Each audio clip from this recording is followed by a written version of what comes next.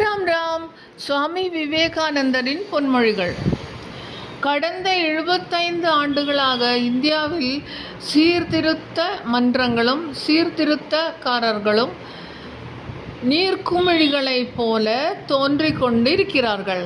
ஆனால் அந்தோ அவர்களின் ஒவ்வொருத்தருக்கும் தோல்வியே அடைந்திருக்கின்றனர். ஒவ்வொருத்தரும் தோல்வியே உற்றார்கள். சீர்திருத்தத்தின் இரகசியம் எங்கே இருக்கிறது என்பது அவர்களுக்கு தெரியாமல் போய்விட்டது. அவர்களுக்கு இருந்த அவசரத்தில் நமது சமுதாயத்திலுள்ள எல்லா தீமைகளையும் மதத்தின் மேலேயே அவர்கள் சுமத்திவிட்டார்கள். தன் நண்பர்களின் நெற்றியிலேயே உட்கார்ந்து கொசுவை கொல்வதற்கான ஒருவன் முயற்சி செய்தான். அவன் கொடுத்த பலமான அடிகள் மனிதனையும் கொசுக்களையும் சேர்த்தே கொன்றுவிட்ட கதையை போல் இந்த சீர்திருத்தங்கள்